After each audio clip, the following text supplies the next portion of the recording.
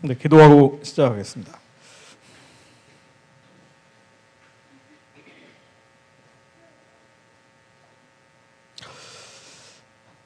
주님께서 수많은 선지자들을 통해 주님을 믿는 백성들에게 주시려는 것이 재앙이 아니라 평안이요 장래일의 소망을 주시려 하신다는 주님의 말씀을 믿습니다.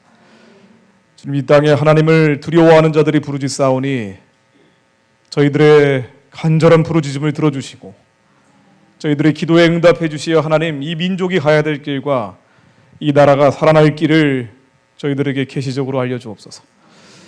지금 이 나라의 처한 형편이 너무나 어렵고 답답한 상황이나 주님께서 반드시 저희들에게 재앙이 아니라 평안이요 장래일의 소망을 주실 것을 믿습니다. 처음부터 마지막까지 주님께서 영으로 함께 하실 걸 믿사오며 예수 그리스도 이름으로 기도드렸습니다. 아멘. 예.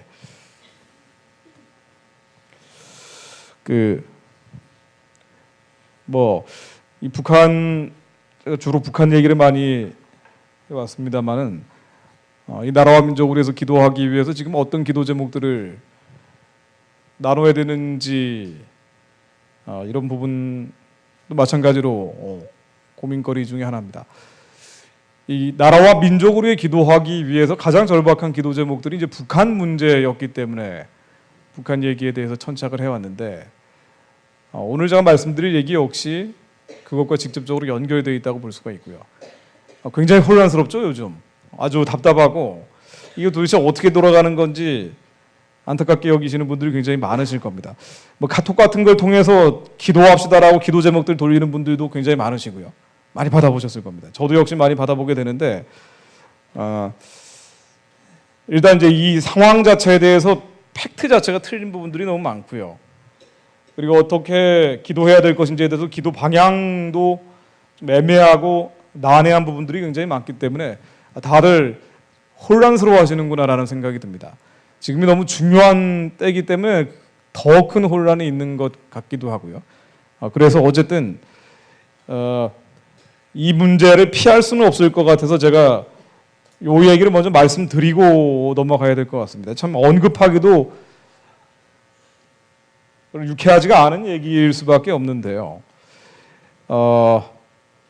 그래도 이게 북한 기도하고도 직접 연결되는 거고 나라와 민족을 위한 중보자들의 사명을 다들 가지고 계시기 때문에 이 나라와 민족을 위해서 기도하기 위해서 도대체 어떤 일들이 벌어지고 있는지는 이해하시고 기도하셔야 될 것 같습니다.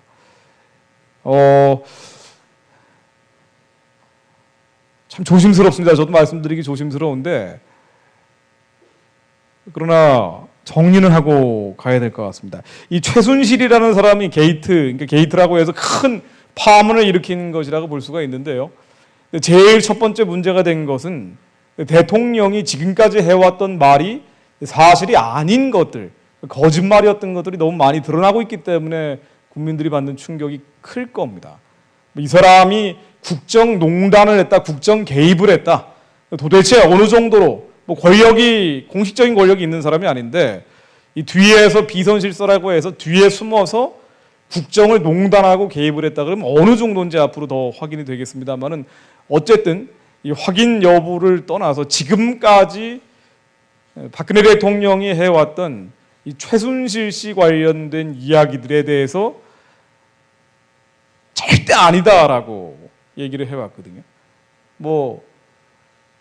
지난달에도 그렇고 그 지난달에도 그렇고 2014년도부터 비선실세 있는 거 아니냐, 누군가 대통령 뒤에서 호가호위하는 사람이 있는 거 아니냐라는 문제 제기가 언론이라든가 여러 가지 음모론을 통해서 제기되었을 때 박근혜 대통령 일관되게 이거 확인되지 않은 보도다, 근거 없는 낭설이다, 심지어 이런 비상시국에 이런 말을 지어내는 것은 옳지 않다, 맹비난을 했었습니다. 그러다가 10월 24일 날 이 최순실 씨 관련해서 여러 가지 이제 정황들, 국정농단이나 국정 개입을 한 게 아니냐라는 이제 정황들이 계속 나오다가 10월 24일 날 태블릿 PC 보도가 나왔죠. 이 태블릿 PC라는 게 이제 요만한 PC 같은 건데 이게 청와대 관리를 통해서 최순실 씨한테 그대로 갔다는 거예요. 그 안에는 이 대통령의 연설문이라든가 연설문이 44개가 있었고 2014년도 말까지 대통령 청와대에서만 볼 수 있는 비밀 문건들도 다수 포함되어 있는 태블릿 PC였습니다. 이게 누구 거냐? 어쨌든 누구 거냐라 가지고 약간 논란이 진행되던 24일 날 청와대 연설문이 최순실 씨한테 간 거라고 보도가 나오니까 바로 그 다음날 대통령이 사과를 했습니다. 사과를 하면서 지금까지 해왔던 얘기를 본인이 부정을 해버린 거예요. 절대로 이건 사실이 아니다. 누군가 비선이 움직인 적도 없고 미확인 보도일 뿐 아니라 확인되지 않은 낭설이다라고 얘기를 해왔던 거를 부정을 하고 도와준 게 맞다. 다만 처음에 청와대 비서진이 갖춰지기 전에 처음에 약간 연설문 정도로 도와준 것이다. 이렇게 짤막하게 한 90초 정도 사과를 하고 내려갔습니다. 10월 25일 날 이 사과한 것 이 부분으로 이제 마무리가 되면 좋은데 마무리가 되지는 않았죠. 왜냐하면 이 태블릿 PC 안에 들어가 있는 연설문만 해도 2014년도 3월 25일 날 이른바 드레스덴 선언이라고 해서 대통령이 정권을 잡고 한 2년 4개월 정도 지난 다음에 연설문까지 수정한 문건이 들어가 있는 게 확인이 됐기 때문에 이러한 것들은 처음에 조금 도와준 게 아니지 않느냐 반박이 그대로 나오게 됐습니다. 자, 이러다 보니까 그 다음에 이제 언론이 계속적으로 의혹 제기를 해 나가기 시작했는데 한 일주일 정도 지나기 시작하니까 그야말로 걷잡을 수 없을 정도로 확산되고 있습니다. 확대되고 있어요. 단순한 연설문을 수정하는 것이 아니고 처음에 제일 먼저 문제가 제기됐던 K스포츠나 미르라는 재단을 만들었는데 이 K스포츠나 미르라는 게 문화 발전을 위해서 자발적으로 만든 게 아니라 최순실이라는 사람이 왼팔 오른팔 측근들을 동원해가지고 기업들을 거의 일주일 만에 800억 원을 거뒀다는 건데 자, 이것도 역시 최순실이 직접 개입돼 있고 심지어 지금 보도되고 있는 바에 따르면 대통령도 묵인 내지는 방조 혹은 직접 개입한 거 아니냐라는 보도까지 나오고 있습니다. 이제 어디까지 확인될지는 모르겠지만 어쨌든 지금은 정황이나 의혹 수준이라고 볼 수가 있습니다. 최순실이 어느 정도까지 국정농단을 하고 국정 개입을 했느냐? 뭐 예를 들면 지금 보도된 내용에 따르면 문화체육관광부 같은 경우는 특정한 사업 이런 식으로 진행이 됐다 그래요. 최순실 씨가 메모를 하면 메모를 하면은 그 메모를 측근들이 받아다가 청와대에 넘기고 그 청와대에 넘기거나 혹은 문화체육관광부에 넘기거나 국가기관들에게 넘기면 국가기관이 그걸 가지고 예산을 짜고 그래서 이 예산이 집행되면 이 예산이 집행된 사업에 여러 가지 그 수의 계약들, 이권 사업들을 또 최순실 씨 측근들이 가져갔다는 거예요. 그런 게 대표적인 게 뭐 문화체육관광부 관련돼 있는 문화창조센터라든가 처음엔 한 400억짜리 사업이었는데 나중에 최순실 씨가 개입을 하면서 7천억 정도의 사업으로 부풀려졌다. 아주 특이한 건 뭐 이런 것도 있습니다. 아랍에미레이트 그 이슬람 관련해서 최순실 씨가 개입한 정황도 있다라고 언론에 보도가 됐는데 뭐 이런 것들이 문건이나 단순한 증언이 아니라 문서, 문건 형태로 나오고 있기 때문에 아마 국민들이 느끼는 당혹감 저 역시 마찬가지고요. 굉장히 클 수밖에 없는데 뭐 예를 들면 이제 이슬람 관련된 건 또 있더라고요. 여러분 잘 아시는 것처럼 2014년도에 사우디아라비아 등 대통령이 중동 방문을 하고 2015년에 또 방문을 했죠. 이때 아랍에미레이트 등을 포함해서 4개 나라를 방문을 했는데 2015년도 3월 달에 중동 4개 나라를 방문하고 나서 그 다음에 최순실 씨가 하나의 사업을 구상을 했다는 거예요. 이게 메모를 한 겁니다. 그 메모가 보도로 나왔죠. 이 메모에 따르면 아랍에미레이트에 한국 문화원 같은 걸 짓자라고 해서 요 메모를 가지고 정부 기관에 일종의 지침 아닌 지침을 내렸다는 거예요. 이 언론 보도가 지금 뭐 박근혜 대통령이 이걸 시인하지 않았기 때문에 100% 확인된 팩트라고 볼 수는 없습니다만은 언론 보도는 지금 그렇게 나오고 있습니다. 자, 그래서 이 메모에 따라서 최순실 씨 메모에 따라서 청와대의 수석과 장관이 최순실 씨의 최측근이라고 얘기되는 차은택이라는 CF 감독 이런 사람들하고 같이 아랍에미레이트를 방문을 해요. 방문을 해가지고 한국 문화원 같은 걸 짓겠다라고 구체적인 사업 일정을 잡고 여기에 따라서 계획서를 조금 더 가피를 해가지고 정부에 내면은 집행이 됐는데 이렇게 집행된 게 1년에 한 600억 정도 된다고 합니다. 자, 그래서 이 다음에 이제 나오게 된 게 어떤 것들이 있는고 하니 이러한 이슬람 말은 이슬람 문화 도입이라고 돼 있는데 이러한 것들은 이제 최순실 씨가 개입을 하면서 올해 2016년 7월 7일이죠. 대통령 주재회의 때 우리나라가 가야 될 주요 산업을 육성을 하겠다라고 하면서 그 중에 첫 번째가 할랄 분야, 그러니까 이슬람 사업 육성이 됩니다. 그래서 이슬람 관광객들을 한국에 들여오기 위해서 공공기관이라든가 주요 장소에 기도처를 만든다든가 이런 것들이 물론 이거 최순실 씨가 기도처 만들려고 하지는 않았겠지만은 처음에 최순실 씨가 개입을 하면서 연쇄적으로 이런 일들이 공교롭게 벌어지는 거예요. 그래서 2016년 7월 7일 대통령이 주재하는 장관 회의 때 앞으로 할랄 푸드, 그러니까 이슬람 산업을 육성하기 위해서 신산업 5개 산업을 정하는데 첫 번째를 할랄 산업으로 정하게 됩니다. 그래서 2014년도에 할랄 관련 상품들이 한국에 한 404개였는데 2016년이 되니까 562개로 폭발적으로 늘어나게 되죠. 그래서 공항이나 호텔, 무슬림들의 기도 시설을 확대하자 이런 방향으로 진행이 되기 시작을 합니다. 이 전체적으로 지금 언론에 보도되는 게 너무나 많기 때문에 그야말로 하루 종일 이 얘기를 하고 있죠. 하루 종일 이 얘기를 하고 있기 때문에 도대체 뭐가 맞고 뭐가 맞지 않는지 정신이 없을 정도입니다. 저도 정신이 없을 정도예요. 이 최순실 씨 관련해 가지고 제가 한 달 동안 미국에 있다 왔는데 갔다 온 날 대통령이 사과를 하더라고요. 그 다음 날부터 노트 만든 게 거의 한 권 다가 돼가고 있습니다. 이 한 권 쓰고 또 한 권을 지금 쓰고 있는데 그야말로 너무나 많은 사실관계라고 하면서 언론 보도가 되다 보니까 이게 이제 믿고 싶은 부분만 믿고 보고 싶은 부분만 보고 국민들은 박근혜 대통령을 그래도 지켜야 된다고 하는 분들은 박근혜 대통령을 지키기 위한 기도를 하고 이러한 단편적인 사실들을 들은 분들 충격을 받은 분들은 박근혜 대통령이 물러나야 된다라고 판단하시는 분들도 굉장히 많은 것 같습니다. 그러나 어쨌든 지금 드러난 것만 보면은요, 첫 번째 문제가 되는 게 신뢰와 원칙에 대한 부분입니다. 박근혜 대통령이 이런 부분들 절대 없다라고 얘기를 했는데 지금까지 숱하게 절대 아니다. 이 비상식의 터무니없는 얘기 만들지 말라라고 불호령을 해왔습니다. 여러 회의라든가 발언들을 통해서. 근데 이게 어쨌든 사실이 상당 부분 사실이 아닌 거로 드러났고 그러다 보니까 박근혜 대통령이 거짓말을 한 것으로 너무나 많은 거짓말을 한 거로 지금 어쨌든 드러났죠. 물론 이게 국정농단 국정 개입이라는 것이 언론에 지금 보도되는 것처럼 박근혜 대통령이 K스포츠나 미르까지 직접 관련됐다 그러면은 이건 그야말로 건국 이래 초유의 사건이 됩니다만은 그게 아니라 하더라도 이런 일은 전혀 없다. 최순실 어쩌고 저쩌고 하는 얘기 하나도 근거 없는 얘기라고 했던 대통령 말씀은 일단 사실이 아닌 거로 드러난 겁니다. 저도 굉장히 놀랐습니다. 대통령 말을 믿었던 쪽에 속하기 때문에 그러니까 본인의 정치적 자산이 신뢰와 원칙인데 이 신뢰와 원칙은 무너져 버렸죠. 게다가 대통령을 포함해서 대통령 측근들, 청와대에 있는 장관 차관급들, 저기 정부 부서에 있는 장관 차관급들이 절대 아니라고 얘기를 해왔는데 이 사람들 다 지금 옷 벗고 나가고 있죠.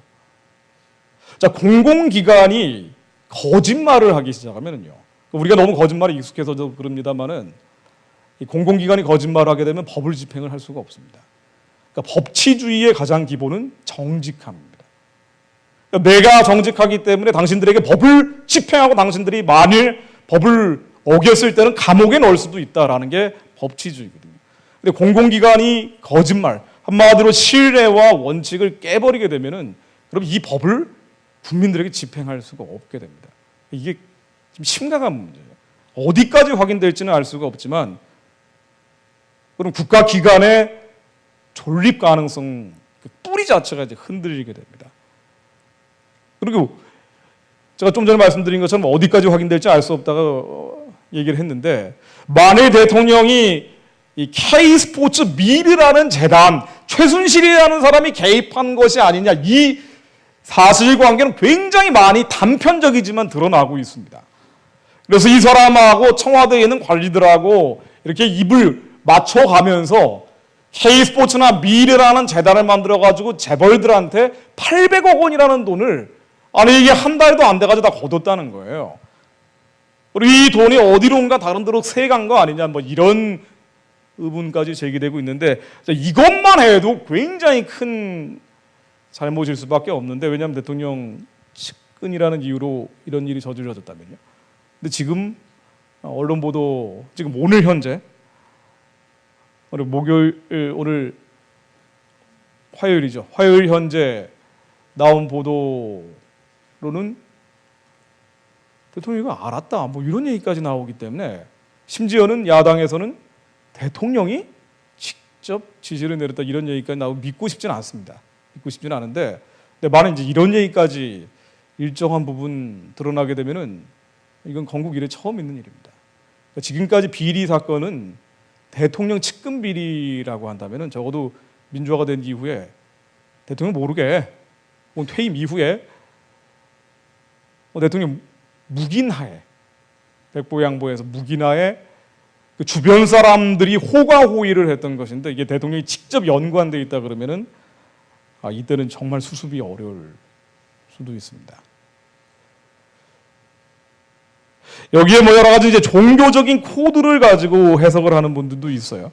최순실이라는 사람 아버지가 최태민 씨이기 때문에 지금 너무나 많은 음모론들이 나오고 있죠. 많은 부분 사실입니다만은 또 많은 부분은 또 사실이 아니에요. 최태민 씨 관련해서 이 사람이 목사가 아닌데 뭐 그 사람하고 같이 예전에 뭐 일을 했던 전기영 목사라는 분에 따르면 주술가나 무당이라고 얘기를 할 정도인데 이 주술가나 무당이라고 전기영 목사가 부르는 최태민 씨의 딸이 바로 최순실 씨고 이른바 영생교라고 기독교로 볼 수 없는 특이한 종교를 만들고 그리고 이 최태민이라는 사람과 박근혜 대통령의 연결이 어떻게 됐느냐. 74년도 8월 15일 날 유경수 여사가 총을 맞아 돌아가시죠. 그리고 나서 마음이 아주 상심해 있던 박근혜 대통령에게 편지를 보낸 게 바로 최태민이라는 사람이에요. 이건 확인된 얘기예요. 그리고 편지를 보냈는데 그 내용인즉 박근혜 대통령이 여러 사람에게 얘기한 것처럼 그리고 주변 사람들이 확인을 통해 보도된 것처럼 꿈속에서 유경수 여사를 만났는데 박근혜를 도와줘야 된다라는 그 현몽을 꾸고 특이한 꿈을 꾸고 박근혜 대통령을 만났다는 거예요. 그리고 뭐 주변 사람들 특히나 전기영 목사라든가 이런 사람들 얘기로는 그 당시에 뭐 빙의가 됐다. 유경수 여사의 빙의가 돼서 유경수 여사 목소리로 말을 하고 그리고 박근혜 당시 영예죠. 이분은 입시를 해서 딴 세계로 가버리고 뭐 이런 얘기들까지 나오고 있습니다. 뭐 그야말로 이게 무슨 종교적이고 이제 영적인 코드까지 있는 거 아니냐 여러 가지 얘기들이 나오고 있는데 그건 제가 뭐 평가할 필요는 없는 거고요.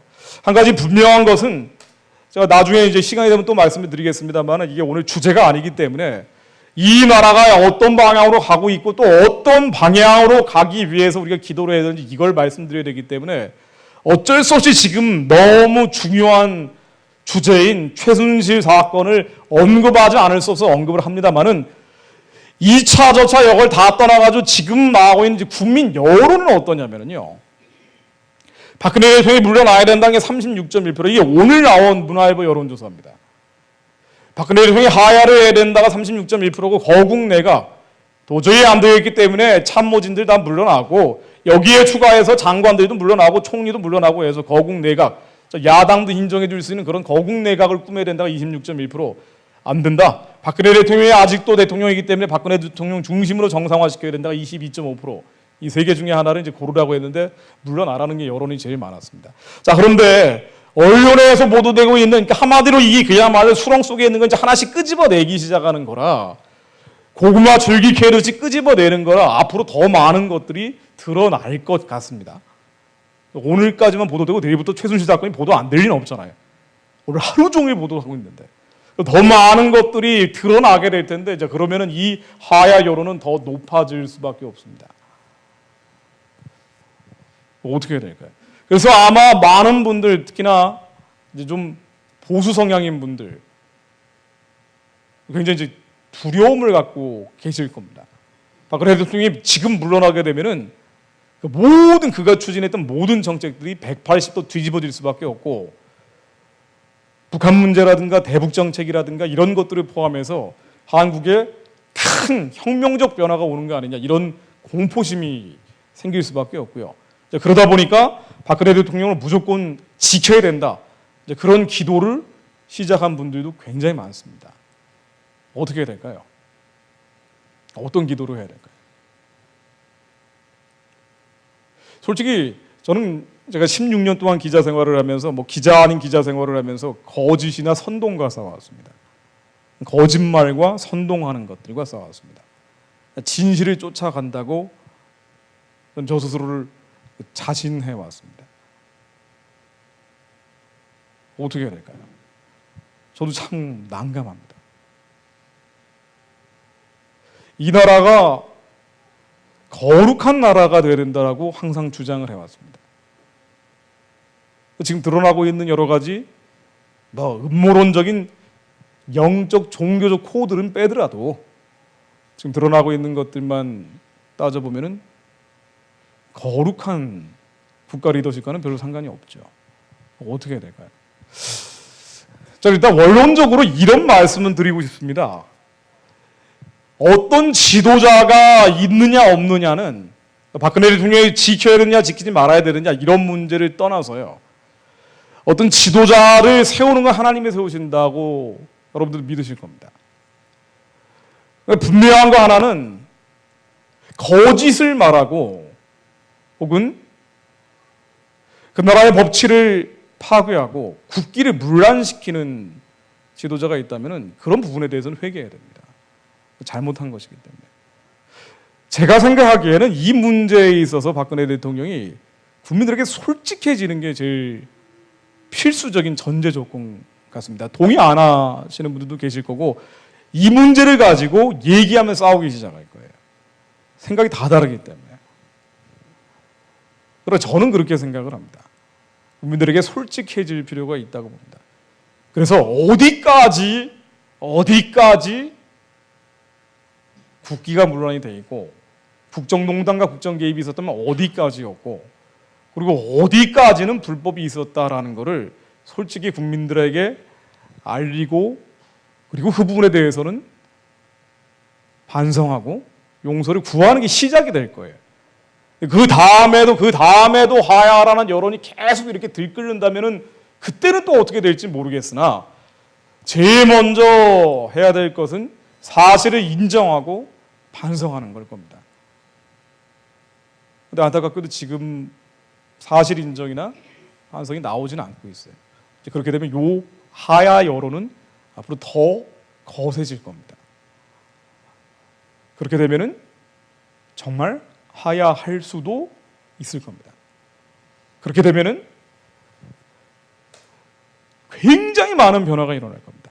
자, 제가 지난번에 말씀드린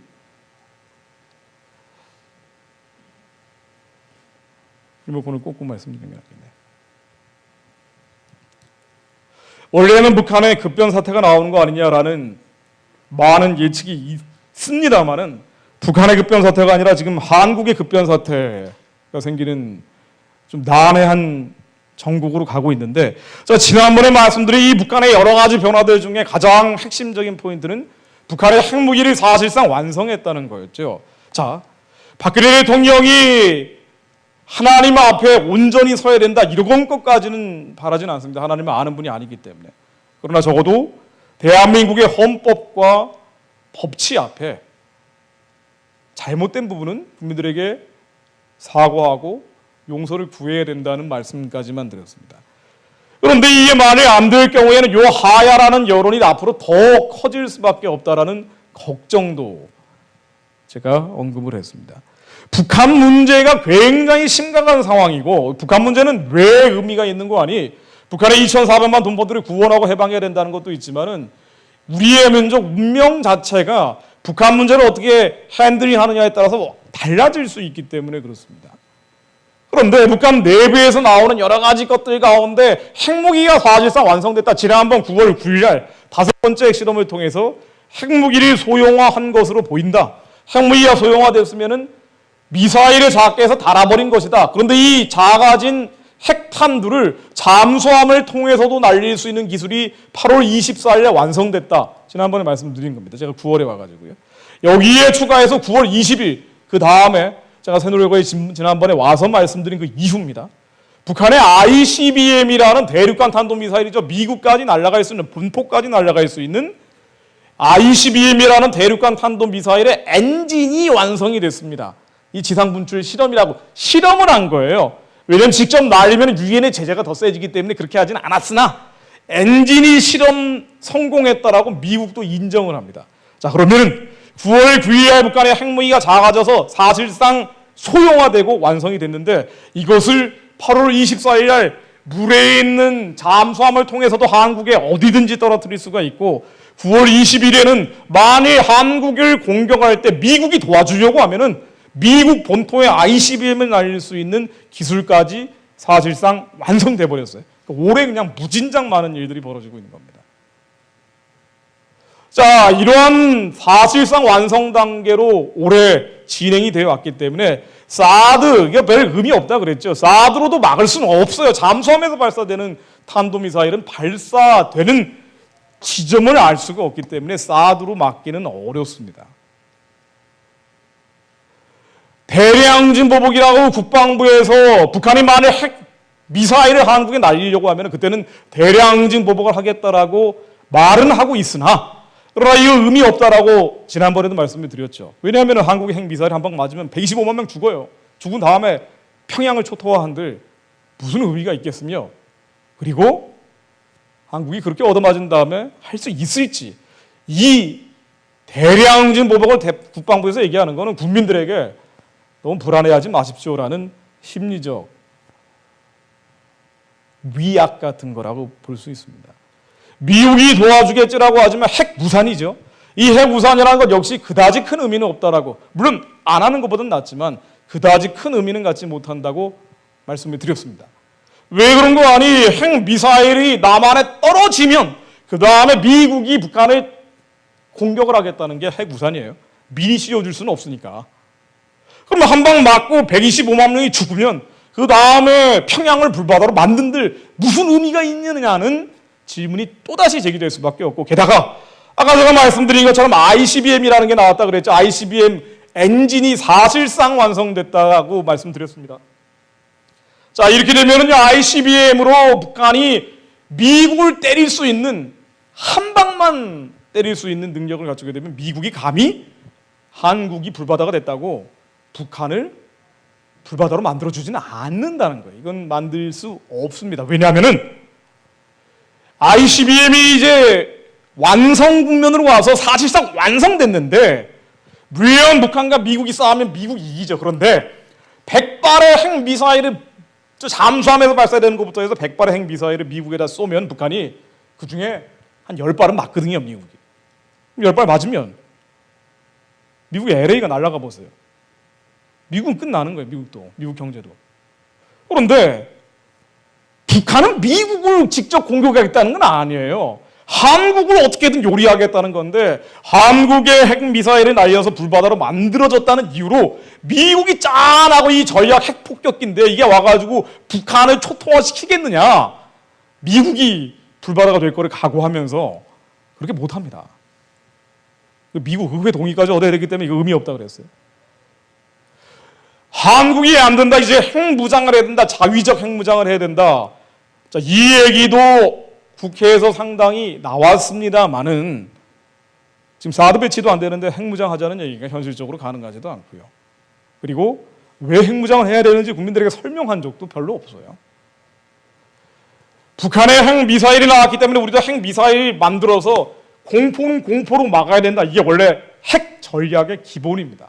그래서 북한의 핵미사일이 완성됐다면 우리도 핵미사일을 완성시켜서 서로 강한 힘을 가지고 억제해서 핵전쟁을 막아야 된다는 것은 설득력 있는 논리이나 냉전 시절에 그랬어요.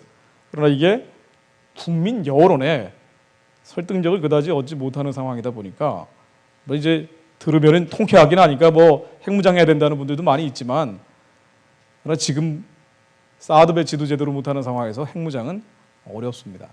자, 그래서 제가 아까 PPT 예전에 박근혜 정부 들어서기 전에 강연했던 자료들을 찾아보면서 공통적으로 제가 했던 얘기가 있더라고요. 박근혜 정부가 마지막 5년의 기회입니다. 제가 맨날 그 얘기를 하고 다녔습니다. 핵무기가 이렇게 완성돼가고 있는데 북한의 핵무기라는 것이 완성되고 난 다음에 그 다음에 한국이 할 수 있는 카드가 별로 없다는 그 핵심으로 말씀해 드렸어요. 핵무기가 완성되기 전에 한국이 어떻게든 이 핵무기를 폐기를 시키든가 이 핵무기와 생명선이 연장되어 있는 북한 정권을 어떻게든 자유와 민주화 나아가서 복음화시켜서 정상적인 체제로 만들든가. 박근혜 정부 5년은 정말로 중요한 5년입니다. 그러니까 이게 박근혜 정부 들어서기 전에 제가 일관되게 했던 얘기입니다. 지금 4년째 들어섰는데 안타깝게도 박근혜 정부가 지난 4년 동안 개성공단 폐쇄라든가 북한에 대해서 강경하게 대응해 보이는 그런 연출을 한 적도 있지만 실제로 지난 4년 동안 북한의 핵 문제를 해결을 못했죠. 할 수 있었어요. 근데 안 했습니다. 만일 북한의 핵 문제를 해결할 것이 아니면 북한을 자유화하고 민주화시키고 정상적인 체제로 만들기 위해서 노력했어야 돼요. 어떻게 하냐라고 반문하시죠. 할 수 있습니다. 국가기관은 할 수 있어요. 국가정보원의 대북 정보 기능이 있기 때문에 국가의 운명을 걸고 3년 동안 그걸 했으면 북한 체제는 못 견디고 백기 들고 나왔을 겁니다. 핵을 폐기하든 아니면 무너지든. 근데 안 했죠. 박근혜 정부가 안 했습니다. 말은 분명히 강하게 하는 것 같은데 여러 가지 아까 나온 얘기를요. 굉장히 강한 말을 했는데 실제 제가 현장에서 필드에서 느끼는 팩트들은 북한을 자유화하고 민주화시키기 위한 노력, 북한의 핵을 폐기시키기 위한 노력 안 했습니다. 4년을 허송세월 해버렸어요. 근데 말만 선거철에 활용하기 위해서인지 말만 공수레처럼 크게 울려 퍼졌는데 실제로는 한 게 없었어요. 그러다 핵무기 완성돼 버린 거예요. 저는 최순실 사건도 북한 문제나 대북 정책하고 연관시켜 생각을 해봅니다. 그러니까 왜 이런 식으로 4년이라는 아니 예전에 이명박 정부 5년하고는 비교할 수 없을 정도의 4년이었어요. 그 전에 김대중 노무현 정부 10년과는 비교할 수 없을 정도로 소중한 4년이었습니다. 저는 마지막 5년이라는 얘기까지 했기 때문에 근데 이 4년을 왜 이렇게까지 허송세월했을까? 앞으로 이제 어떻게 됐냐면요. 뭐 이미 지나간 얘기고요. 앞으로는 박근혜 대통령이 임기를 채우건 채우지 않건 이렇게 진행될 가능성이 너무나 지배적입니다. 북한 정권과 대화하는 방향으로 할 거예요. 말은 대화합니다만은 협상하거나 타협하는 거죠. 북한의 핵무기는 더 이상 통제가 안 된다. 그러니 우리야 돈을 주고 쌀을 주고 비료를 줘서라도 적당히 달래면서 가자라는 식으로 갈 가능성이 많습니다. 자, 이 대화나 타협이나 협력이라고 우리가 얘기를 하는데 자, 여기에 대해서 미국은 그렇지 않지 않느냐. 이거는 우리가 그렇게 나갈지 모르지만 미국이 나서서 말릴 것이다라고 얘기하는 분들도 있습니다만은 실제로는 그렇지 않습니다. 미국의 국가 이익에도 요 대화 협상 타협은 지금 미국의 주류 메인스트림이 되고 있다라고 단정적으로 얘기할 수도 있어요. 물론 여러분들이 언론에서 보신 건 이런 얘기를 많이 들으셨을 거예요. 북한의 핵 문제가 너무 고도화되어 있고 이게 업그레이드되어 있기 때문에 미국이 선제 공격이나 예방 공격을 하겠다. 이게 언론에 굉장히 여러 번 보도가 됐습니다.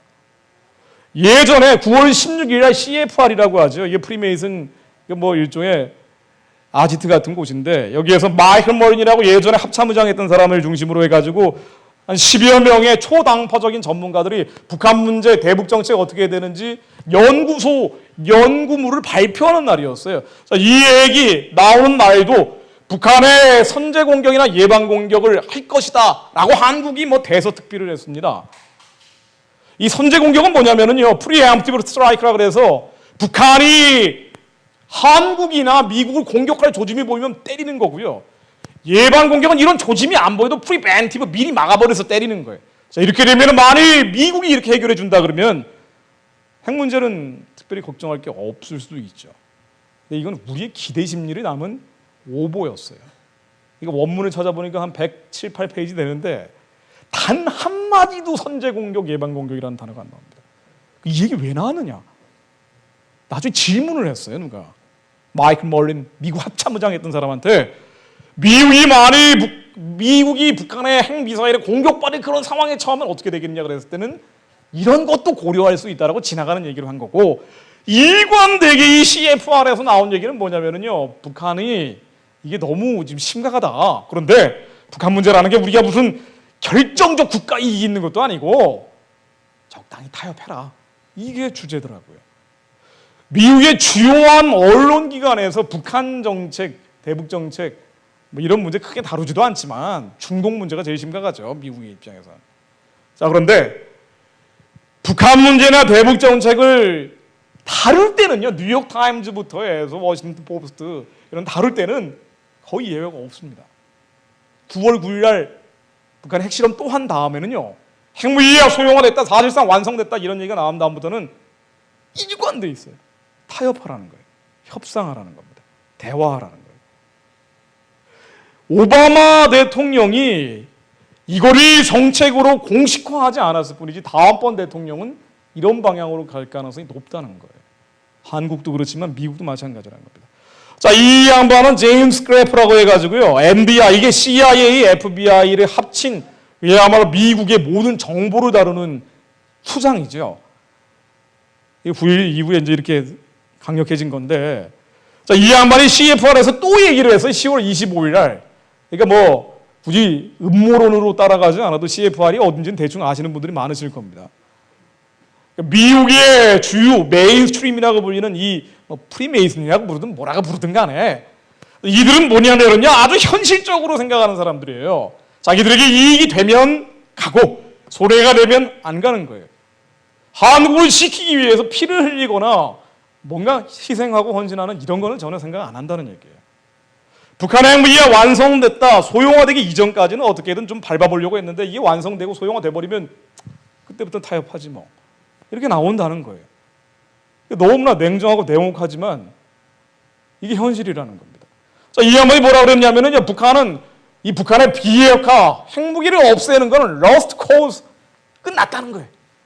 이제 안 된다는 거예요. 최소는 캡을 씌우는 거다. 캡 씌워라, 캡을 씌우라는 거예요. 캡을 씌워가지고 북한의 핵실험이나 미사일 발사라든가 대외적으로 사고 치는 모습만 좀 막자. 다른 나라로 핵을 확산하는 건 이런 것만 막자. 그렇다면은 이런 것만 북한이 해준다면은 타협이나 협상이나 대화하는 쪽으로 가자는 거예요. 어디까지 대화하고 협상하고 타협하자는 거냐? 지금 미국에서 나오는 얘기들을 보면 이렇습니다. 북한이 핵실험을 안 하고 미사일 발사만 안 해주면 북한도 이제 소형화시킬 때까지, 완성시킬 때까지 이렇게 막 죽어라고 한 거고요. 이제 완성됐기 때문에 굳이 이렇게 뭐 더 할 필요 없다고 볼 수도 있을지 몰라요. 앞으로 한두 번은 더 할 수 있습니다만은. 자, 어쨌든 간에 이 핵실험이나 미사일 발사 이런 거 안 하는 대가로 우리는 한국에서 조금 손을 떼자. 한미 군사훈련도 중단하고, 그리고 뭐 안 되면은 이른바 평화협정이라고 하죠. 북한하고 6.25 전쟁을 끝내는 평화협정을 맺어서 북한이 좀 잠잠하게 만들어주는 대신에 당분간 한국에서는 손을 떼자. 이 얘기가 미국의 아주 주류적 입장, 메인스트림이 돼가고 있습니다. 미국이 북한을 해결할 능력이 없어서 그런 건 아니에요. 왜 이런 식으로 이익이 되면 가고 손해가 되면 안 가려고 하느냐? 원래 그렇습니다. 나라라는 게. 국가라는 게 원래 그래요.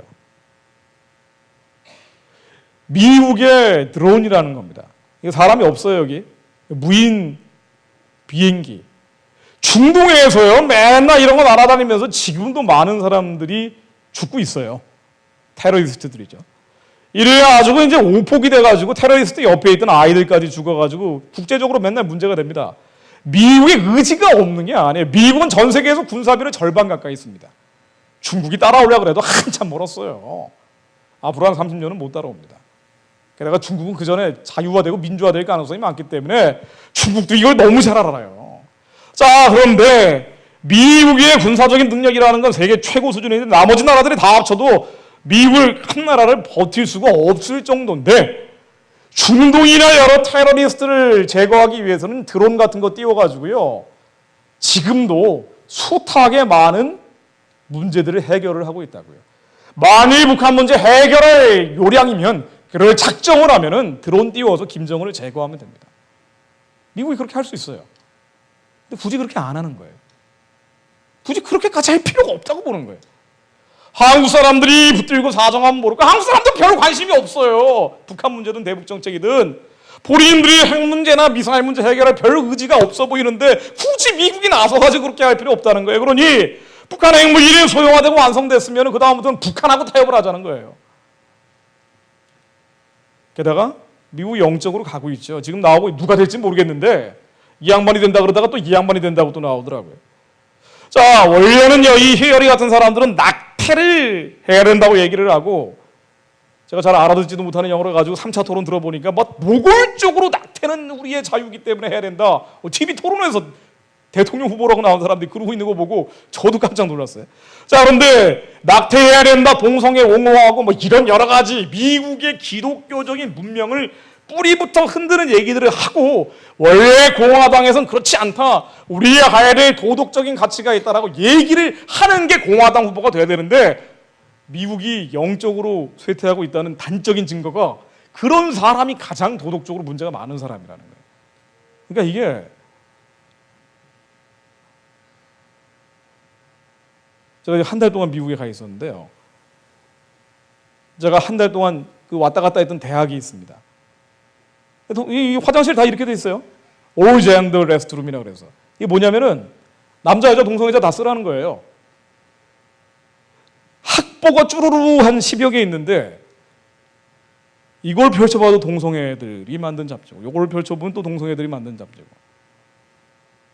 너무 적극적으로 미국의 근본 가치가 뿌리째 흔들리고 있는 여러 가지 흐름 속에서 북한 문제나 대북 정책을 펼 때도 어떤 원칙, 북한의 저 주체 사상이 빚어낸 수많은 사람들의 학살과 고통, 이 문제를 해결하기 위해서 어떻게든 북핵 문제를 근본적으로 해결을 하든가, 아니면은 북한 정권을 자유화 민주화시키는 방향으로 가든가, 이런 결단으로 한국도 가지 않지만 미국도 가지 않는 겁니다. 자, 이게 이제 나중에 이런 식으로 대화하고 협상하고 타협하는 방향으로 이제 가다가 그 다음에 일정한 선을 넘을 가능성도 있어요. 이게 연방제입니다.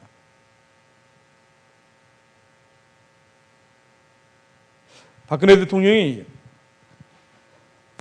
지난 4년 동안 북한 문제나 대북 정책을 통해서 해결을 했어야 되는데, 핵무기가 소형화되고 완성되기 전에 해결을 했어야 되는데 시간을 넘겨버렸어요. 그리고 지난 9월 9일 날 사실상 소형화되고 완성이 됐습니다. 그 다음에 나오는 강경한 발언들은 그다지 의미를 갖지는 못해요. 물론 국민들 중에서는 보수적인 성향을 가진 국민들, 특히나 통쾌하고 시원하다고 느낄지 모르지만 그건 느낌이나 감정일 뿐입니다.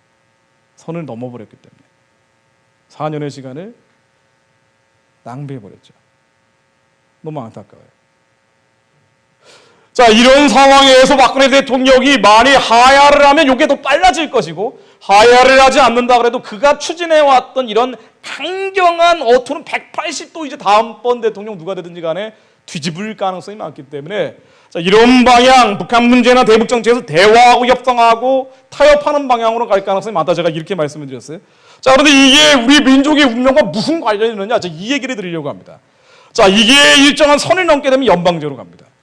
이 연방제는요, 남한과 북한이 통일하는 여러 가지 방식 중에 하나라고 생각하는 분들이 계시지만, 그래서 대통령 후보가 되겠다는 분들도 이런 식으로 연방제로 가야 된다라고 주장하는 분들이 많아요. 만일 박근혜 대통령이 조기에 하야하게 된다, 내년도까지 임기를 채우지 못하고 조기에 하야하게 된다면은 지금 지지율이 제일 높은 정치인이 문재인 전 민주당 대표죠. 문재인 전 민주당 대표 같은 경우는 이런 식으로 연방제에 대해서 표현을 해왔습니다. 예전에는 낮은 단계 연방제를 이룰 수 있는 희망을 품을 정도가 되는데, 하지만 지금은 통일은커녕 전쟁을 걱정해야 된다. 국가연합 또는 낮은 단계 연방제 정도는 다음 정부 때 정권 교체를 통해 반드시 이루겠다. 그러니까 연방제를 통일해야겠다라고, 그래서 내가 정권 교체를 하는 이유다라고 여러 차례 언급을 했었습니다. 그 중에 몇 개를 제가 가져와 본 겁니다. 자, 그래서 대화, 협상, 타협으로 가다가 연방제까지 추진될 가능성도 있습니다. 근데 이 연방제가 뭐냐면요, 이런 겁니다. 통일이라는 것은 남한 북한이 체제가 달라서 갈라진 것이기 때문에 통일은 체제가 하나가 되는 것이다. 좀 더 우리가 은밀한 얘기로 얘기하면은 영적으로 하나가 되는 것이다라고 제가 새누리교에 와서도 한 두어 번 말씀을 드린 기억이 납니다. 남한은 신앙의 자유가 있고 북한은 신앙의 자유가 없죠. 그러니까 신앙의 자유가 있는 통일이 되든가 없는 통일이 되든가 둘 중에 하나예요. 북한의 공산주의를 통일이 되든가 한국의 자유민주주의를 통일이 되든가 둘 중에 하나인데, 연방제는 뭐냐면은 남한과 북한의 이념과 체제 사상을 그대로 내버려두고 각자 대표를 뽑아서 통일 의회를 만드는 거예요. 이 인본주의적으로는 굉장히 그럴싸하단 말이에요. 그러나 빛과 어둠을 같이 섞기가 어렵습니다. 왜냐하면 신앙의 자유가 있는 이 자유가 북한까지 들어가든가, 그래서 자유 아래 통일이 되든가, 아니면 남한도 신앙의 자유로 박탈돼서 북한의 적화 통일, 이른바 주체 사상으로 통일이 되든가 둘 중에 하나인데, 우리가 그냥 감상적으로 생각을 하면은 남한과 북한의 체제와 이념 사상을 그대로 내버려두고 남북을 그대로 내버려두고 대표를 뽑아서 통일 의회를 만들면 되는 거 아니냐라고 하지만, 실제로 통일의회가 구성됐다라고 가정을 해보면요, 300명 정도 이제 연방제가 됐다라고 가정을 해보면 이런 식으로 의회가 구성된다고 말씀을 여러 번 드렸습니다. 왜냐하면 남한에서 대표를 뽑고 북한에서 대표를 뽑으면 남한의 북한의 사상체제 이념을 그대로 내버려 두는 것이기 때문에 북한의 주체 사상체제, 공산주의 이념, 일당 독재 시스템을 그대로 내버려 두는 거예요. 그러면 북한에서 나올 후보는 다 노동당입니다. 남한은 물론 다 합쳐보면 인구가 많으니까 정당에서 나오는 국회의원 숫자도 많겠지만 다 쪼개져 있죠. 자유가 있으니까. 그러나 북한은 일당 독재, 공산주의 주체 사상을 하기 때문에 북한에서 나올 국회의원은 다 노동당이에요. 그러면 한반도 전체로 보면 노동당이 제1당이 됩니다. 그래서 북한은 무조건 연방제해야 된다고 얘기해왔죠. 80년에 김일성이 연방제를 얘기한 이후에 우리는 무조건 연방제를 해야 된다. 그게 북한의 일관된 입장이었어요. 그래서 원래 연방제를 주장을 하면은 법으로 처벌을 했습니다, 예전에. 지금은 이제 워낙 많은 사람들이 주장을 하다 보니까 처벌하지 않고, 심지어 정치인이나 대통령 후보가 될 분도 그런 주장을 하십니다만은, 그러나 어쨌든 북한은 그렇게 얘기하는 거예요. 북한은 그런 자신감이 있는 겁니다. 왜냐하면 북한은 이런 식으로 선거를 하기 때문에, 국회의원 선거입니다. 이게 투표용지 뒷면에 보면 후보자 이름이 한 명만 인쇄가 돼 있죠. 일당 독재를 하기 때문에. 여기에 모두 다 찬성 투표를 하기 때문에 연방제를 하게 될 경우에는 북한에서 나올 후보는 노동당밖에 없죠. 그래서 북한 정치 사전에 뭐라고 되어 있는 거 아니? 이 연방제를 반드시 해야 되는 이유가 뭐냐? 연방제는 공산주의 과도 단계라고 되어 있어요. 물론 이건 북한의 주장이에요. 이거 너무 과정해서 얘기할 필요는 없습니다. 실제로 연방제가 됐다 그래서 공산주의로 곧장 가느냐?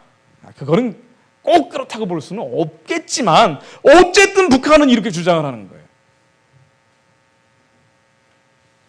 그러나 한 가지 분명한 뭔가 이 연방제국까지 진행이 된다면은 북한과 대화하고 협상하고 타협하는, 여기에서 시작을 해서 연방제까지 진행이 된다 그러면은 일단 핵 문제는 해결 못합니다.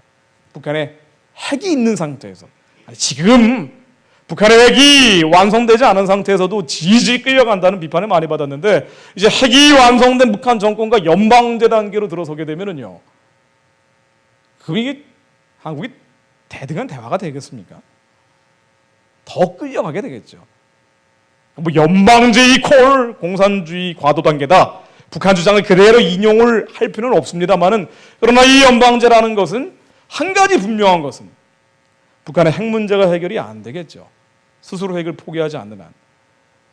그리고 이 핵을 포기하지 않은 북한 정권이 계속되기 때문에 북한 주민들, 북한 동포들의 해방과 구원은 불가능해집니다. 이게 제일 큰 문제죠. 북한의 공산주의 체제, 주체 사상 체제, 일당 독재 시스템이 계속되는 거예요. 그리고 이게 유지가 되고 연장이 되고 강화가 되는 겁니다. 어떻게 되긴 바뀌어야 되는데, 우리가 이 바뀔 수 있는 기회가 있었어요. 이명박 정부 5년도 기회고 박근혜 정부 4년도 기회였습니다.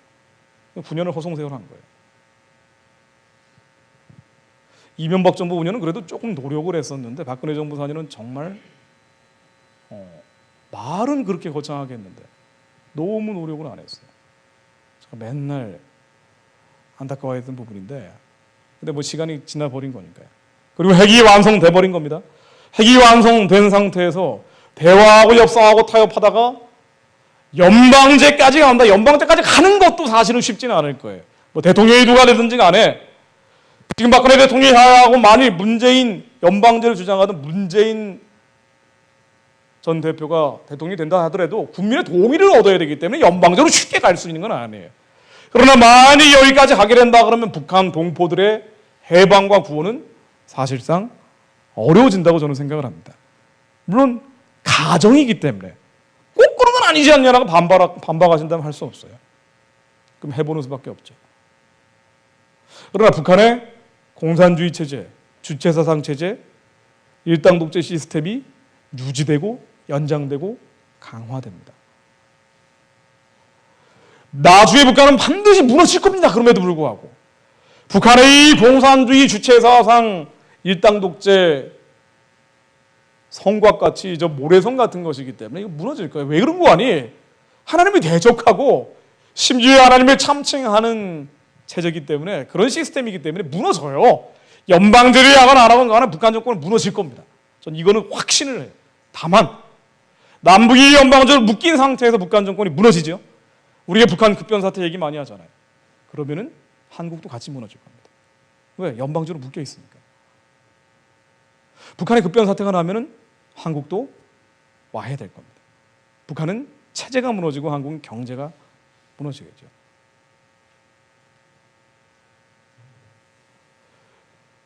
만일 한국이 북한과 대화 협상 타협하는 방향을 넘어서 연방제까지 진행되면 한국의 이런 여러 가지 경제적 어려움들 더 심해질 겁니다. 한국의 경제적인 어려움은요, 저만 그렇게 생각하는지 모르겠지만 저는 확신을 합니다마는 사명을 가진 대한민국이 요단강 건너서 선교하는 통일한국 만들어야 된다는 하나님의 사명을 받은 대한민국이 기도로 만들어지고 기도로 지금까지 유지되어 온 이 나라가 북한을 열고 땅끝까지 선교하는 통일한국 만들 그 기회가 왔는데도 불구하고 우리가 회개하고 반성하지 않다가 그 기회를 넘기게 되면요 하나님은 어려움을 주시죠. 당연히 광야에서 만나와 메추라기를 거둬가시는 거예요. 우리가 경제적인 어려움을 벗어나는 길은 그의 나라의 의를 구하는 길입니다. 북한 동포가 저렇게 맞아 죽고 얼어 죽고 굶어 죽고 있는데 저 사람들을 살려내는 길이에요. 2,400만을 살려내서 이들에게 천국 갈 수 있는 길 만들면 하나님이 당연히 이 땅을 축복하실 겁니다. 통일 비용이 아니고 오히려 우리가 한국 경제가 어려워지면 어려워질수록 북한 동포들을 해방하고 구원하는 방향으로 가야 돼요. 우리가 자동차 타고 선교하고 만주로 가는 길을 열어야 됩니다. 기차 타고 시베리아까지 쭉쭉 뻗어나가는 길을 만들어내야 돼요. 그래야지 한국 경제가 살아납니다. 그런데 그게 아니고 북한의 문을 열어내는 게 아니고요. 오히려 뒤집혀서 북한 정권과 북한 주민이 아니에요. 북한 정권과 대화하고 타협하고 협상하는 방향으로 간다. 주체사상 체제 공산주의 정권 일당 독재 시스템하고 아니 90년대 중후반에 300만 명을 굶겨 죽이고요. 지금도 정치범 수용소에서 지하교인들을 그렇게 숱하게 잡아 죽이고 있는 북한의 3대 세습이라는 저 절대 악에 가까운 정권과 대화하고 타협하고 심지어 연방제 하는 방향으로 가면 한국 경제는 절대로 회복되지 못할 겁니다. 지금도 한국의 에너지 빈곤층이 200만 가고요. 이제 날씨 추워지는데 겨울에 난방비 못 되는 가구가 200만이라는 거예요. 결식아동이 40만입니다. 굉장히 당황스러운 통계입니다. 한국은 그래도 축복받고 잘 사는 줄 알았는데 실제로 음지로 따라가 보면은 너무나 많은 새로운 빈곤층들이 만들어지고 있죠. 더 많이 만들어질 겁니다. 이거 얘기를 하겠다고 정치인들이 무상복지, 무상의료, 무상교육 얘기하죠. 이게 사회주의인데 이거는 정치인들의 권력을 더 확대시킬지 모르지만 왜냐하면 본인들이 나눠주는 거니까. 역사상 사회주의에서 잘 된 나라 있습니까? 이건 인본주의의 끝이거든요. 사회주의는. 사람이 모든 걸 결정하는 초월적 존재가 돼서 부자들의 돈을 뺏어서 가난한 자들에게 나눠주겠다는 건데 이거를 부분적으로 도입하는 거야 뭐라 그러겠습니까만은 대한민국이 북한처럼 사회주의로 아예 가버린다 그러면은 그때는 연방제 통일이 아니고 실제로 사회주의 통일이 되겠죠. 그런데 이런 일들이 점점 늘어나기 시작할 겁니다. 그러면은 당연히 음란이 번지죠. 봉성이 번져나갈 거예요. 소망이 없으니까. 중남미가 이래요. 중남미가. 지난번에 말씀드린 거죠. 국회의원들도 점점 차별금지법 만들자는 비율이 늘어난다는 통계예요. 이슬람도 늘어나겠죠. 무질서해지니까. 수능에서 52.8%가 아랍어 선택했다는 거고요. 지금 문제들은 여러분들 너무 지금 많이 보고 계시기 때문에 뭐 더 말씀드릴 필요가 없습니다. 제가 이번 정부 들어서도 유력한 사람들 참 많이 만났다고 영상 자르라고 한 다음에 전해드린 기억이 납니다만은 뭐 지금 이제 자를 필요도 없을 것 같아요. 많이 만나봤죠. 이렇게 나라 문제에 관심이 없을까? 적어도 지도자라면 말이죠. 대한민국의 지도적 입장에 있는 사람들이라면은 전기료 못 내서 200만 가구가 저런 식으로 고통받고 있는 얘기 들으면은 내 문제인 것처럼 가슴을 치면서 울어야 됩니다. 결식아동이 40만이라 그러면은 내 아이가 못 먹는 것처럼 통곡하면서 어떻게든 바꿔보려고 노력했어야 돼요. 남한에 있는 이 약하고 어린 사람들, 이 사람들 살릴 길은 통일 말고는 없습니다. 남한은 개발한 만큼 개발한 나라예요. 뽑아먹은 만큼 뽑아먹은 땅이라고 말씀드렸죠. 남한에 있는 청년 실업자 숱하게 기회가 없다라고 부르짖고 있는 사람들한테 기회를 주기 위해서는요. 북한의 우리 영토가 2.2배 늘어나는 이 단순한 수학적 계산이 아니고 만주와 시베리아로 우리의 삶의 공간 자체를 넓혀야 됩니다. 이거는 선교하는 길을 만들면 당연히 오게 되는 축복이에요. 우리가 이 축복을 노리고 그렇게 하는 것이 아니고 하나님 뜻에 따라서 가련하고 불쌍한 사람들 살려내는 방향으로 북한의 동포들을 살려내고 남한의 이 백성들을 살려내는 방향으로 가야지 지도자입니다. 그런데 아니 관심이 없어요. 한국의 지식인이라는 사람들하고 얘기를 해보면은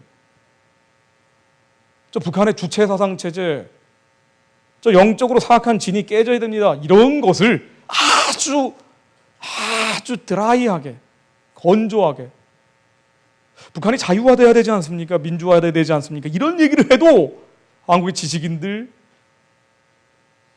정말 대부분이에요. 그게 나하고 무슨 상관이 있냐는 식으로 나와요. 이 사람들 중에 지도자가 나옵니다. 그러니 권력을 잡으면 국민들을 왜 안 쓰는 거예요?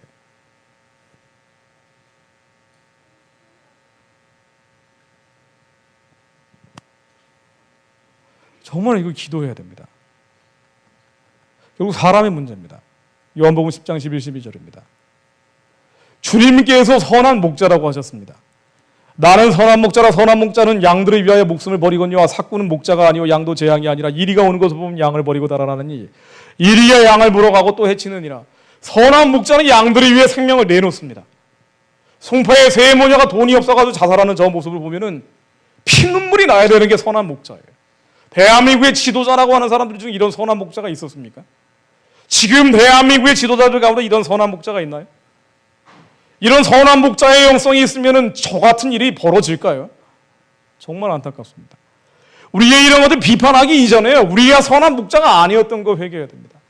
우리가 이런 지도자가 되지 않으려고 했던 것부터 하나님 앞에 내려놔야 돼요. 한국에 다윗 같은 지도자들이 나와야 돼요. 모세 같은 지도자들이 나와야 됩니다.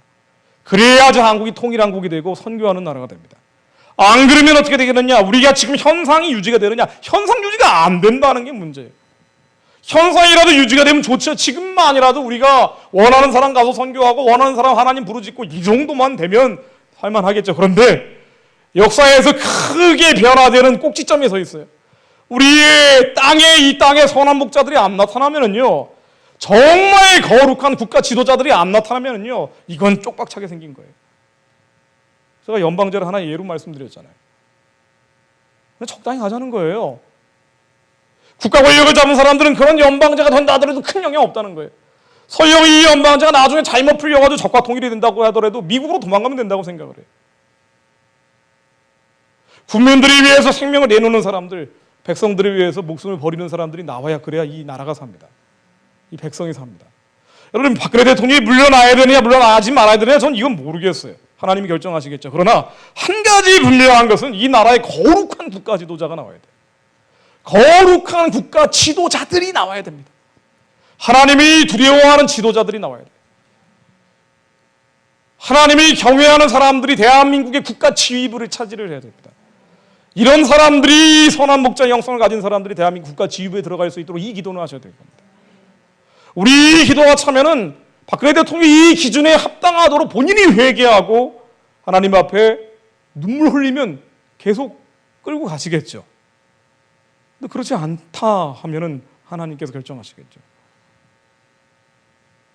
우리가 이 기도 안 하면 박근혜 대통령 물러나고 더 이상한 사람이 올 겁니다. 그러겠죠? 우리의 지도자를 위해서 얼마나 기도했습니까? 우리의 나라와 민족을 위해서 기도한다고 하는데 실제로 우리의 지도자를 위해서 얼마나 기도했습니까? 나는 선한 목자나 양들을 위해 생명을 내놓는데 양들을 위해 생명을 내놓는 다윗 같은 지도자 달라고 기도하셔야 됩니다. 우리의 모세 같은 지도자 달라고 기도해야 돼요. 분명히 주님께서 얘기하시는 것처럼 예레미야 29장 11, 12절입니다. 여호와가 말하노라 나의 생각을 너희에게 전하는데 재앙이 아니라 평안이요 장래일에 소망을 주려 하는 나의 생각이라. 너는 내게 부르짖으면 내게 와서 기도하면 내가 너희를 들을 것이요 전심으로 나를 찾고 찾으면 나를 만나리라. 하나님께서 우리 땅에 주시려는 게 재앙이 아니라 평안이라고 말씀하셨습니다. 하나님의 말씀은 곧 하나님이라고 하셨죠. 요한복음 1장 1절에 태초에 말씀이 계셨고 그 말씀이 하나님과 함께 계셨고 말씀이 곧 하나님이라고 하셨어요. 우리의 이 말씀을 하나님으로 믿고 부르짖으면 전심을 다해 기도하면 하나님께서 반드시 응해 주실 거예요. 우리의 지금 한국 상황은요. 저 어제도 악몽 꾸고 그제도 악몽 꾸고 요새 악몽만 꿔요. 뭐 잡혀가는 꿈, 처형되는 꿈. 맨날 이제 이런 것들만 들여다보고 있다 보니까 엉망진창이에요. 근데 앞으로 더 엉망진창이 될 수가 있어요. 이게 시작입니다. 우리 땅의 죄가 얼마나 많으면 얼마나 우리의 우상 숭배하고 신접하고 지금 최순실 씨 관해서 나오는 거 보세요. 무슨 호스트바가 나오고 5명이 대기하고 있고 우리의 삶과 이게 지금 무슨 상관이 있는 거예요. 600억이 나오고 400억이 7천억이 됐다거나 도대체 이게 무슨 얘기예요? 말을 타는데 대한민국 최고의 굴지기업이 관리를 해줬다는 둥 유럽으로 가서 독일로 갔다가 덴마크로 갔다가 영국에 가서 왔다는 도대체 이게 무슨 얘기입니까? 대한민국의 돈과 권력을 가지고 있는 사람들이 하나님 두려워하는지 모르고 대한민국에 가지고 있는 사람들이 선한 목자가 돼서 양떼를 위해 생명을 내놓기는커녕 겉사람의 소욕과 세상적 즐거움을 위해서 이런 식으로 하나님이 기회 많이 주셨는데도 불구하고 너무 막 나가니까 이제는 다 드러내시는 거예요. 어떻게 될지 모르겠습니다만은 정말 대한민국에 박근혜 대통령이 지금 대통령이니 박근혜 대통령을 포함해서 대한민국의 거룩한 지도자, 하나님의 뜻을 두려워하는 지도자들이 저 자리를 차지할 수 있도록 해달라고 정말 기도하셔야 됩니다. 우리야 부르짖어야 돼요. 우리야 부르짖을 수 있는 시간도 그렇게 많지 않을 수도 있습니다. 그러나 하나님은 우리에게 재앙이 아니라 평안을 주시려는 분입니다. 하나님은 우리에게 절대로 재앙을 주시려는 분이 아니라고 저는 확신을 합니다. 다만 조건이 있어요. 시편 1편에서 150편까지 제가 지난번에 비행기 타고 지난주에 오면서 13시간 동안 묵상하면서 왔습니다. 다윗이 정말 고난을 많이 당한 사람인데 우리가 교회에 나가고 하나님 믿는다고 고난을 안 당하나요? 아니죠. 교회에 나가고 하나님 믿는다고 고난 당하는 사람들이 오히려 더 많습니다. 그렇죠. 시편 34편 19절입니다. 의인은 고난이 많으나 여호와께서 그 모든 고난에서 건지시는도다. 의인은 고난이 많다 그랬어요. 이 땅은 공중 권세 잡은 자들이 지배하는 세상이기 때문에 의인들이 고난에 당하고 선한 자들이 핍박받게 돼 있어요. 원래 그런 겁니다. 신약에 나오는 수많은 선지자들이 고난당하지 않은 사람이 있나요? 고린도후서 1장 8, 9절입니다. 바울이 형제들아 내가 아시아에서 당한 환난을 너희들에게 알리기를 원하오니 너무 심한 고생을 받아 사회의 소망까지 끊어지고 우리 마음에 사형 선고를 받은 줄 알았으니 살기 싫었다는 얘기죠. 하나님 믿고 교회 나간다면 정말 주님 뜻 따라가다 보면은 시련이 있죠. 환난이 있고 고통이 있습니다. 이 나라가 하나님 뜻에 따라서 제사장 나라가 되겠다라고 하면 반드시 시련과 환난과 고통이 와요. 원래 일본처럼 우상 숭배하는데 꼭 나라가 망존하는 건 아니지 않느냐? 맞아요. 그러나 우리는 다릅니다. 하나님의 뜻에 따라 살려고 하는 사람들이 있고 그렇게 기도하는 사람들이 있기 때문에 시련과 환난과 고통, 하나님이 분명한 것은 더 엄격할 수 있어요. 그러나 의인이 고난이 많지만 분명한 것은 여호와께서 그 모든 고난에서 건지시는도다. 이 땅에 환난해 주시고 재앙해 주시고 심판해 주시면 예전에 끝냈어야 돼요. 우리의 너무 죄악이 흥황하기 때문에 시련과 재앙과 환난 앞에 서 있습니다만, 그러나 하나님께 부르짖고 우리가 전심을 다해 기도하면 하나님께서 살려주실 겁니다. 구약에 나오는 예레미야가 그렇게 해야 된다라고 얘기했던 게 지금 우리 이 시대 같아요. 어떻게 이렇게 음란합니까? 아니, 최순실 덕분에 이게 너무 음란하, 얘기하기도 싫잖아요. 경건한 사람들은 언급하기도 싫은 얘기들. 근데 이게 국가 지휘부에서 벌어지고 있었으니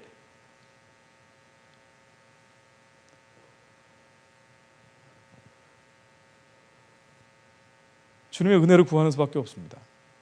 시편 33편 6절에 이 권고한 조가 부르짖음에 여호와께서 들으시고 그 모든 환난에서 구원하셨도다. 17절입니다. 의인이 외침에 여호와께서 들으시고 저희의 모든 환난에서 건지셨도다. 118편 5절입니다. 내가 고통 중에 여호와께 부르짖었더니 여호와께서 응답하시고 나를 광활한 곳에 세우셨도다. 우리를 광활한 곳에 세우시기 위해서 이 나라가 선교하는 거룩한 통일한국 만들게 해주시려고, 하나님이 주신 이 꿈을 이루시려고 우리에게 부르짖지 않으면 안 되는 상황으로 계속 몰고 가시는 것 같아요. 우리의 모든 남아있는 죄 털어 한 끝까지라도 누구에게 돌을 던지기 이전에요, 다 십자가에 못 박고 가야 됩니다.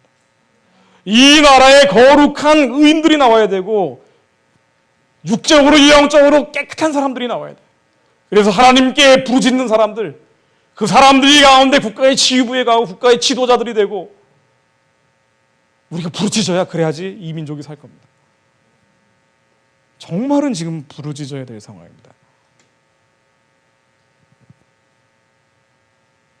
아니, 북한 급변 사태 날 줄 알았는데 남한에 이런 급변이 터질 줄 누가 알았겠어요. 근데 저는 이렇게도 봅니다. 하나님이 이 나라를 제사장 나라 삼으시려고 하시기 때문에, 사실 나쁘기로 하면 김정은이 더 훨씬 나쁜 사람 아니에요. 근데 저건 내버려 두고 왜 한국의 지도자는 이거 다 끄집어가지고 그야말로 까발리실까요? 이 나라가 의로운 나라가 되어야 되기 때문에 그렇습니다. 하나님의 기준이 높은 거예요. 이 잘못은 그냥 덮어주고 넘어갈 문제가 아니고요. 다 드러나고 있는 거잖아요. 덮어봐야 소용도 없어요. 우리가 무슨 힘이 있다고 이거 덮습니까? 입이 드러나고 있는 이 많은 문제들 앞에서 대통령 언급하기 부담스러우면 언급할 필요도 없을 것 같아요. 하나님을 두려워하는 거룩한 국가 지도부가 나올 수 있도록 기도하셔야 됩니다. 이 나라의 선교하는 통일한국 만들 수 있는 다윗과 모세 같은 지도자들이 나올 수 있도록 기도하셔야 됩니다. 하나님이 직접 손에서 키우신 숨어있던 수많은 의인들이 대한민국의 각 영역의 지도자들로 들어갈 수 있도록 제발 그런 사람들이 맨날 핍박당하고 환난당하고 고통당하고 버려져 있는 것만 끝나는 것이 아니고, 하나님 이 나라 제사장 나라 만들려고 꿈을 주셨으니 그 나라 만들기 위해서 대한민국 한번 물갈이 하시려면 그런 사람들로 바꿔주십시오. 우리가 기도하지 않으면 아무도 기도할 사람이 없기 때문에 기도합니다. 그러면은요, 우리의 기도가 차면은 어디서 하나님이 물꼬리 터주실지 알 수가 없어요. 제가 이 말씀 드리고 끝내겠습니다. 우리의 기도가 차면은요, 하나님이 이 나라 통일한국 만들어주세요. 거룩한 국가 지도부, 거룩한 제사장 나라, 그런 사람들로 채워주시고요. 저 고난받고 있는 북한의 동포들 빨리 살려주시고요. 빨리 살려내야 됩니다. 우리가 늦게 했기 때문에 지금 여기까지 온 거예요. 하나님, 저 동포들을 빨리 구원해 주시고요. 우리 기도가 더 부르짖고 더 절박하고 더 전심을 다해서 하나님께 찾으면은요, 우리가 지금 고난 중에 있지만 하나님께서 건지실 거예요. 그럼 이 나라가 엉망진창 되는 것 같다가요, 갑자기 압니까? 다음 주에 북한에서 민중봉기가 일어났대요. 180도 또 역전이 되죠. 알 수 없어요. 이 민족은 하나님께 붙잡힌 사람들이 많은 백성들이기 때문에 알 수 없습니다. 우리가 북한 동포들을 살려내라는 기도, 여기에 더 부르짖고 더 전심을 다해 기도해야 돼요. 김정은이 어느 날 갑자기 안타까운 일입니다만은 사라졌대요. 알 수 없어요. 북한에 탈영병이 5에서 10%라고 몇 년 전에 나왔습니다. 이게 더 늘어났대요, 지금. 이때 통일연구원에서 조사를 해본 건데 지금은 더 늘어났답니다. 북한 망한다고 맨날 얘기 나왔잖아요. 근데 왜 한국이 이런 문제가 발생하는지, 이런 흐름들을 왜 하나님 이렇게 하십니까? 라고 좀 물어볼 필요가 있을 것 같아요. 때가 찼기 때문이라고 봅니다. 하나님이 거룩한 제사장 나라 통일한국 만드시려고 하는 것이 정말 전권적인 의지가 있구나라고 저는 느껴져요. 그러니 하나님의 기준이 높아지고 부르짖는 사람들을 찾으시는 것 같습니다. 이 나라가 운명이 있죠. 가야 될 길이 있습니다. 여기서 끝나는 게 아니고요. 우리가 이렇게 헤매다가 끝나는 게 아니고요. 살려낼 사람이 너무 많아요.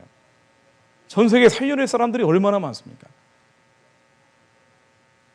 제가 개인적인 일 때문에 미국에 한 달 동안 있으면서 미국에 저 많은, 맨날 가죠. 전 미국에 맨날 갑니다만은 이번에 오래 있었습니다. 한 달 동안. 미국에 저 많은 인프라, 저 많은 자원들. 근데 미국 사람들은 이게 얼마나 귀한지 잘 몰라요. 거기서 태어났기 때문에.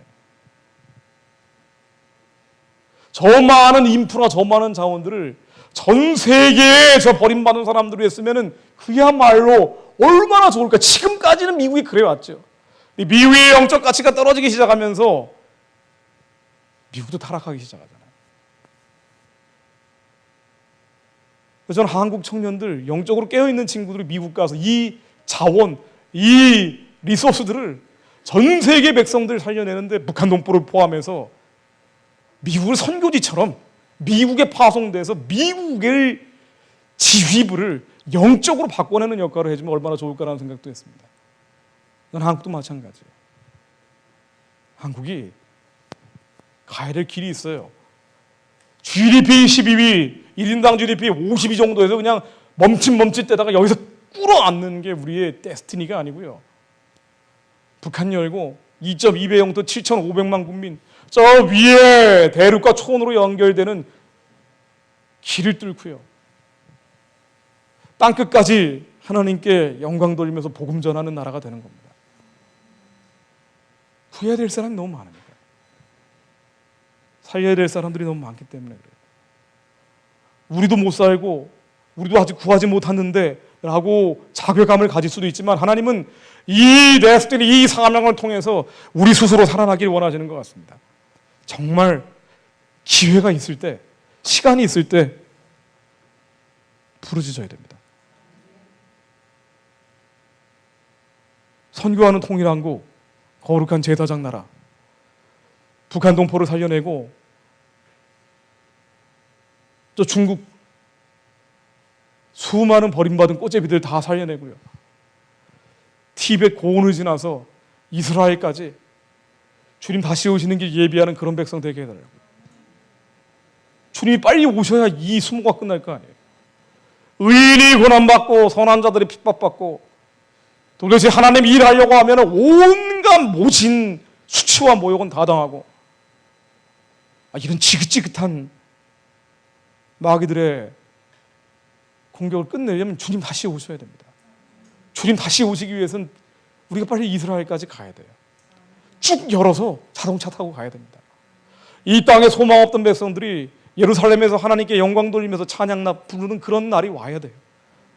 북한에 버림받았던 꽃제비들이 저 지하교인들이 내가 예수와 이름으로 살았다라고 하면서 강팍한 예루살렘 백성들에게 말씀 전할 때 그 사람들이 하나님께 다시 돌아오는 기적적인 일들이 빨리 벌어져야 됩니다. 그러려면 이 나라가 거룩한 통일한국 제사장 나라가 되어야 됩니다. 기도하고 마무리하겠습니다. 하나님 아버지, 주님 이 땅의 상황을 너무나 정확히 보고 계시며 우리의 머리털 하나까지 되시면서 모든 환경을 만드시고 우리 모든 것들이 바라보고 계시며 지켜보고 계신 하나님 아버지, 이 나라의 형편이 너무나 어렵고 처지가 너무나 혼란스럽고 혼탁하게 가고 있습니다. 하나님 아버지, 지금 벌어지는 일들이 어디까지 사실이고 어디까지 진실인지 알 수 없을 정도로 저희들이 정말 헷갈립니다. 그러나 하나님 아버지, 저희들이 간절히 부짖건대 하나님, 이 나라가 거룩한 통일한국 제사장 나라 되기에 부족함이 없도록 이 나라의 지도부에 하나님이 두려워하는 자들이 그 땅의 지도부가 돼서 이 나라를 선교하는 나라로 만들 수 있도록 주님께서 역사하여 주옵소서. 하나님이 두려워하는 거룩한 국가 지도부를 만들어 주옵소서. 주님이 경외하는 자들여 이 나라의 지도부를 세워 주옵소서. 다윗과 같은 대통령, 모세와 같은 지도자를 주옵소서. 하나님 아버지께 사명받은 자들이 버림받아 저기서 한대에서 통곡하고 있는 것이 아니라 하나님, 이제는 주님께서 기르셨던 자들을 이제 세워주시오. 하나님 아버지, 나라를 끌고 가는 자들이 될 수 있게 해주옵소서. 주님, 이 나라를 바꿔주시오. 북한에 버려진 백성들이 하루빨리 구원받게 하시고 이 추운 겨울에 난방비가 없어서 고난받고 있는 이 남한 땅의 백성들, 주님께서 땅끝까지 복음 전하며 하나님께 영광 돌리는 주님의 영광스러운 백성들로 만들어 주옵소서. 하나님 아버지, 북한에 저 고통받고 있는 부지짐이 이제는 중단되게 하시고 하나님 아버지, 영광이 한반도 위 땅에 임하게 해 주옵소서. 주님이 한반도 위에 임하여 주옵소서. 주의 영광이 이 땅에 임할 수 있도록 주여 삼차 기도하시겠습니다. 주여!